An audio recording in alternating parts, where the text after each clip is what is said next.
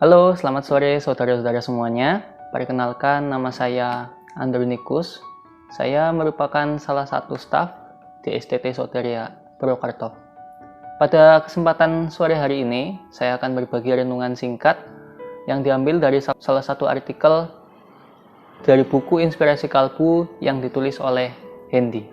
Dengan bacaan Alkitab terdapat pada Matius pasal 13 ayat yang ke-10 sampai ke-23 dengan judul Belajar, Mengerti, Bertumbuh, dan Berbuah.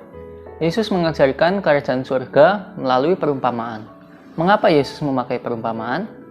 Kita tahu bahwa kerajaan surga merupakan salah satu ajaran yang abstrak dan sulit dimengerti oleh para pendengar Yesus pada waktu itu. Sehingga Yesus memakai cerita-cerita yang disampaikan kepada mereka melalui kemampuan mereka untuk mengerti. Bisa dibaca di dalam Markus pasal 4 ayat yang ke-33. Yesus menyampaikan perumpamaan supaya ajaran kerajaan surga itu dapat lebih mudah dipahami oleh mereka. Tanpa perumpamaan, Yesus tidak mengajarkan itu kepada mereka. Tetapi kepada murid-muridnya, Yesus menguraikan segala sesuatu secara tersendiri supaya mereka mengerti. Bisa dibaca dalam Markus pasal 4 ayat yang ke-34 dan Matius pasal 13 ayat ke-18. Tujuannya supaya para murid-murid mengerti dan memahami. Mendengar, melihat, berpikir, merasakan merupakan proses belajar firman Tuhan. Belajar firman Allah ternyata bisa mendatangkan kegagalan pengertian seperti yang dinubuatkan oleh Nabi Yesaya tersebut. Mengapa demikian? Karena hati, pikiran atau perasaan, telinga atau pendengaran, dan mata atau melihat yang merupakan alat untuk belajar firman Tuhan tidak berada dalam kondisi yang baik. Seperti yang Yesus ajarkan dalam arti perumpamaan seorang penabur, bahwa penabur menaburkan benih di tanah yang baik adalah mereka yang mendengarkan firman Tuhan atau belajar mengerti firman Tuhan sehingga bertumbuh dan menghasilkan buah yang berkali lipat. Itu ada dalam Matius pasal ke-13 ayat yang ke-23. Sedangkan benih yang jatuh di tanah selain tanah yang baik tadi tidak menghasilkan buah. Artinya mereka mendengar, melihat, berpikir, dan merasakan firman Allah itu tetapi tidak mengerti. Tidak bertumbuh apalagi berbuah. Yesus hendak mengajarkan kepada kita harus menjadi tanah yang baik dan subur supaya kita bisa berbuah berkali lipat.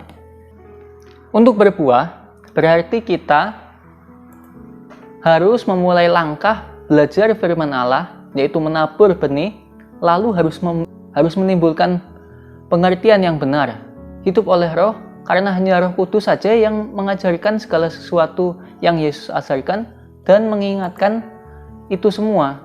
Itu dalam Yohanes pasal 14 ayat ke-26. Sehingga hidup oleh Roh berarti hidup. Berarti Roh itu menghidupi ajaran Yesus dan kita pahami lewat pembelajaran firman Allah dan akhirnya berbuah. Mari kita perhatikan satu persatu. Langkah pertama untuk berbuah adalah penaburan benih, yakni ketika kita mulai belajar firman Allah. Tanpa penaburan, maka tidak ada pertumbuhan, apalagi menghasilkan buah. Untuk berbuah, berarti kita harus mengambil langkah membuka Alkitab dan belajar firman Allah secara tekun.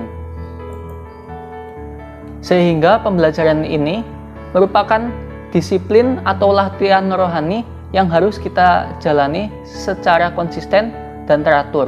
Apalagi sejak zaman dahulu selalu ada berbagai rupa ajaran sesat dan ajaran setan yang dibawakan oleh nabi-nabi palsu dan roh-roh penyesat atau roh antikristus.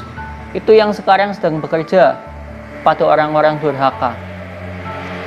Belajar firman Allah merupakan langkah awal untuk bertumbuh sekaligus menangkal ajaran sesat. Kita bisa lihat di dalam 1 Timotius pasal 4 ayat yang ke-1 sampai ke-16. Penaburan benih atau pembelajaran firman Allah harus jatuh pada tanah yang baik, supaya benih itu bisa bertumbuh dan berbuah. Belajar supaya mengerti, sehingga kita dituntut bukan hanya sekedar mendengar atau membaca firman saja, tetapi kita juga harus mengerti firman itu sendiri. Firman itu merupakan inspirasi atau ilham dari Allah kepada manusia, yakni para penulis Alkitab atau murid-murid Tuhan Yesus sendiri. Mereka menuliskan sesuai dengan pengertian mereka melalui ilham Allah. Apa yang mereka tulis itu adalah 100% dari Allah dan 100% dari manusia. Pengertian atau ide atau maksud Allah menyatu atau terjadi sintesis dengan pengertian manusia, dan itulah kumpulan kitab suci yang kita miliki sekarang. Sehingga di balik tulisan suci itu ada pengertian Allah lewat pengertian para penulisnya. Sebab itu, ketika kita membaca tulisan suci atau belajar firman Tuhan, kita harus bisa menangkap pengertian Allah yang ada di dalam pengertian penulisnya. Sehingga kita bukan sekedar mendengar, melihat, membaca, berpikir, merasakan firman Tuhan, melainkan mendengar, membaca, melihat, berpikir, dan merasakan untuk menimbulkan pengertian di dalam diri kita. Itulah artinya benih itu jatuh ke tanah yang baik. Proses pembelajaran firman Tuhan tidak boleh seperti yang dinubuatkan oleh Nabi Yesaya, yakni hati kita menebal, telinga kita berat mendengar, dan mata kita tertutup. Kita harus menjadi tanah yang subur, yang artinya kita harus belajar firman Allah dengan hati, pikiran, dan perasaan.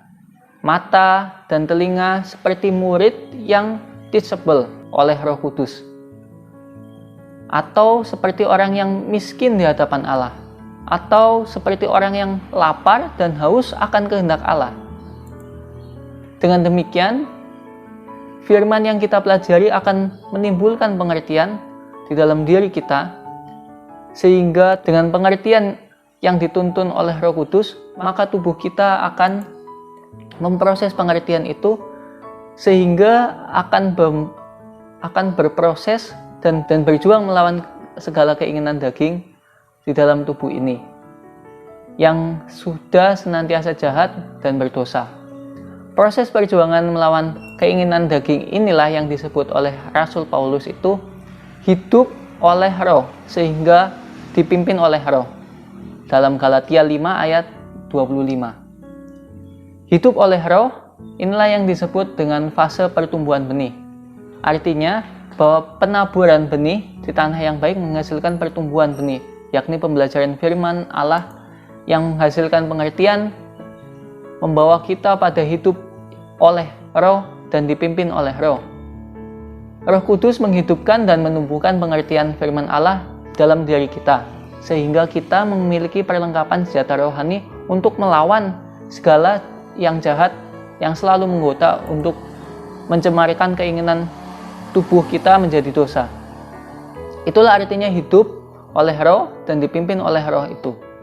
Ibarat pertumbuhan sebuah pohon tak lepas dari bahaya banjir, badai, dan berbagai tantangan lainnya.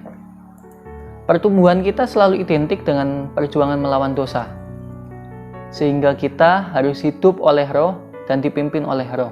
Supaya hidup oleh Roh, maka kita harus belajar firman Allah dan menjadi tanah yang subur seperti yang telah dijelaskan tadi. Kemudian yang terakhir adalah fase berbuah. Pertumbuhan yang sehat yakni hidup oleh Roh dan dipimpin oleh Roh akan menghasilkan buah, dan itulah yang kita sebut buah Roh dalam Galatia 5 ayat yang ke-22 sampai yang ke-23. Buah merupakan semacam ukuran atau indikator pertumbuhan yang sehat. Buah yang sehat pasti merupakan hasil dari pertumbuhan yang sehat. Pertumbuhan yang sehat pasti hasil dari tanah yang subur dan benih yang baik.